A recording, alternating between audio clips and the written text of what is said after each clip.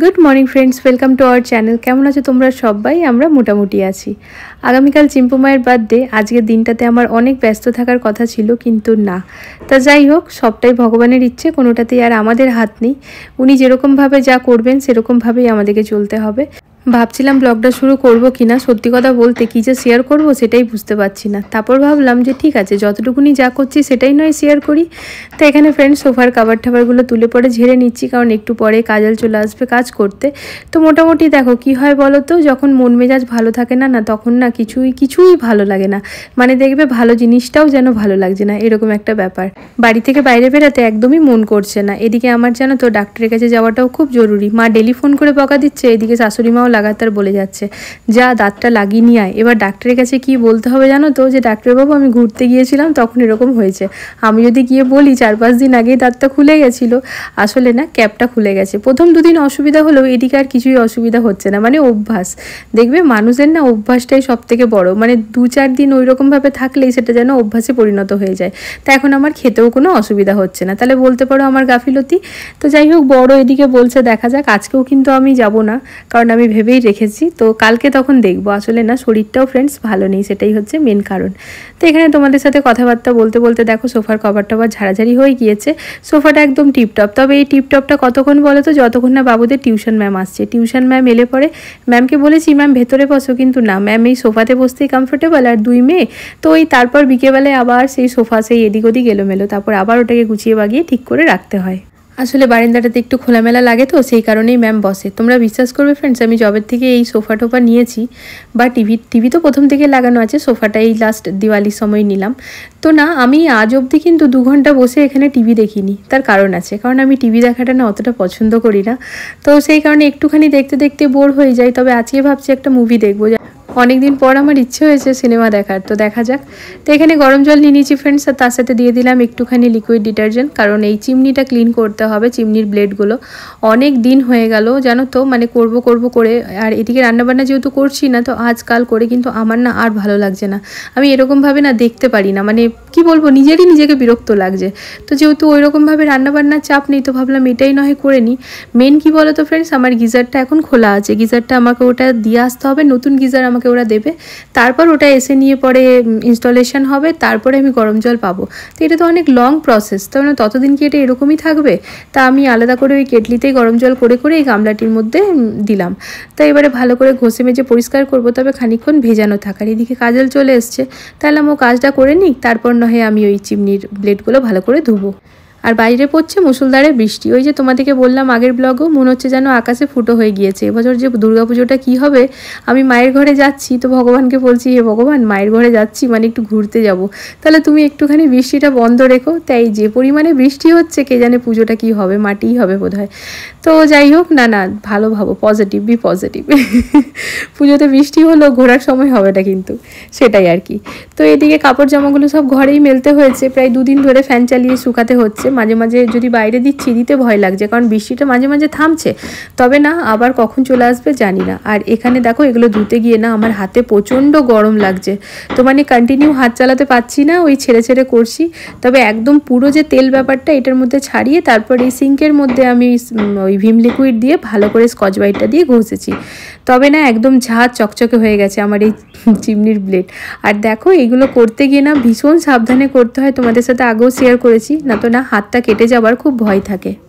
আর এদিকে আমার এই অ্যাপার্টমেন্ট যেহেতু এখনও অবধি অনেকের বাড়িতেই কাজ চলছে, ইন্টেরিয়ার হয়নি, তো টুকটাক আওয়াজ তোমরা সবসময় পাবেই।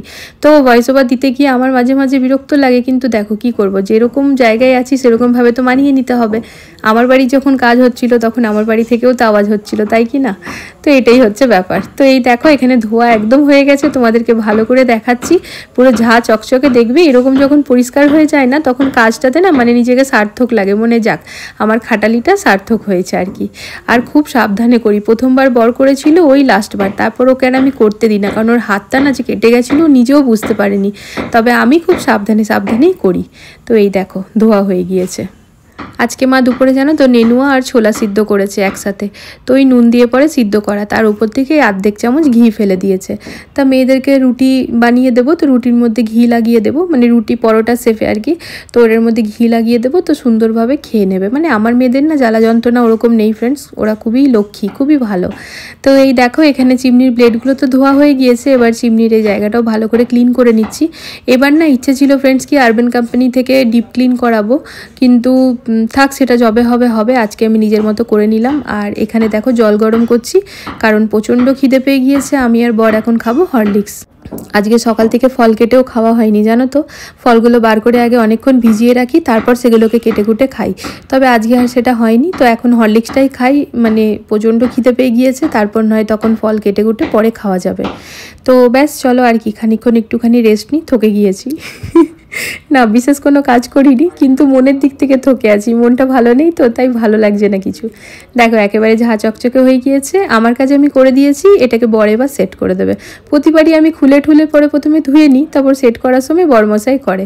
আর বরের কথা কি বলবো, এত ব্যস্ত আছে এই লাস্ট 3-4 দিন ধরে, আমার বর এতটাই কাজে ব্যস্ত আছে যে ওর মানে এতটুকুনি হোশ পর্যন্ত নেই। দেখো আমি সামনে এলাম, দাঁড়ালাম, এই হরলিক্সটাকে রাখলাম, ও নিজের মতো কাজই করে যাচ্ছে। অনেকক্ষণ পর বলছে ও দিয়েছো, তাহলে হ্যাঁ দিয়েছি, বলছে তাহলে খাচ্ছি, এলাম খাও। তো এই দেখো এখানে কাজল চলে গেছে ঘরটার মুছে, তো আমি এখানে এই জালিটা খুলে দেবো। ভীষণ সুন্দর হাওয়া চলছে, বৃষ্টি যেহেতু পড়ছে, হাওয়াটা খুব ঠান্ডা ঠান্ডা। আর এই দেখো কাপড়ের স্ট্যান্ডটাকে একবার এদিক আর ওদিক করছি, কার্পেটটা এখন আর পাতলাম না, পরে পাতবো। আর কাপড়ের স্ট্যান্ডটা নিয়ে পড়ে না বর বারবার খালি বলছে দেখবে টিভির মধ্যে যেন পড়ে না যায়। আলাম না না না, বাই চান্স টিভির মধ্যে যদি পড়েছে আমার টিভিটা যাবে, এত দামি টিভি আমার। তা বরকে বলছি না না তুমি টেনশন নিও না, আমি টিভির দিকে নিয়েই যাচ্ছি না। তো এই যে বসলাম ফ্রেন্ডস, দেখেছো মানে খাবো বলেও খাবার, মানে খাবারটা বানানোর পরেও কত কটা কাজ থাকে, সব কিছু সামলে এসে ফাইনালি এবার বসেছি। নেনু আলু সিদ্ধ মা, দেখি কেমন গুডগার্ল তুমি। সবাই বলছে কি গুডগার্ল, কোনো ঝামেলা করে না, যা পায় তাই খায়, জানো মা সবাই বলছে। ভালো লাগছে, খাও, পুরোটা ফিনিশ করে নেবে। হ্যাঁ আরামসে একটু একটু করে খেয়ে নেবে, ঠিক আছে। চিম্পুমা একটুখানি নাককানি করছিল, নেনুয়া না খেতে চায় না আমাদের বাড়িতে কেউ, তার মধ্যে আবার এরকমভাবে সিদ্ধ না আছে পেঁয়াজ, না আছে রসুন, না আছে মশলা, না আছে আদা, কিচ্ছু নেই, না আছে তেল। তো না আমি খালি বললাম বাবান, সবাই কিন্তু ভীষণ নাম করছিল তোমার, জানো তো মা, এই ওই তোমরা তো শুনলেই। তার ফলে না ও খুব লক্ষ্মী মেয়ের মতো খেয়ে নিচ্ছে, মানে ও আর ওইটা নিয়ে কোনো কথা বলবে না, ও ভাববে মাম্মাম তো ভিডিও বানাচ্ছে, তাহলে সবাই আমার আবার নাম করবে, এই ভেবেই কিন্তু খাচ্ছে। তো এখানে চিম্পুমা খাওয়া হয়ে গেছে, লাস্ট আমাকে একটু খাইয়ে দিতে হয়েছিল ফ্রেন্ডস। আর বললাম যে আজকে শুরুতেই আমি একটুখানি ইচ্ছে ছিল আজকে সিনেমা দেখবো, নিয়ে বসেওছি। তবে কি জানো তো, এই দেবের একটা বাংলা মুভি আর কি বার করলাম, কিন্তু না ওইরকমভাবে মনে লাগলো না, আর্ধেকটা দেখে বন্ধ করে দিলাম। আমি এরকমই করি, আমি না সিনেমা দেখতে খুব বোর হই। আর স্কুলে নিয়ে চলে আরে সুবে কি করে সুবে তোমার মাথা কেন ঘামাচ্ছো? এই বালিশের পাশে রেখে দেবো, এই তো যা আমার বাড়িতে আছে, তুমি তো বালিশ নাও না বাবু।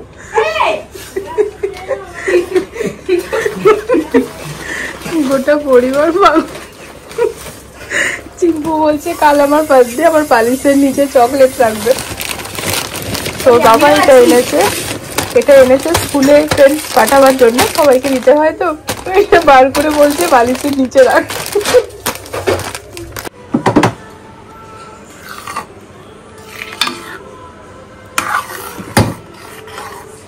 এখানে দুধ আর সুজি একটুখানি বাতাসা দিয়ে ফ্রেন্ডস জাস্ট গুলে দিলাম, উপর থেকে ঘি ফেলে মেয়েদেরকে দেব। যাও খেয়ে নাও, চুল বাঁধাবাঁধিগুলো পরে করবে। এখানেও বসেছে দিদির চুল বাঁধতে। এই একটা মাথাতে কটা বেনুনি হবে মা? 6, এই দিকটায় 6। বাবা দেখো কেমন ঠান্ডা হচ্ছে সুজিটা।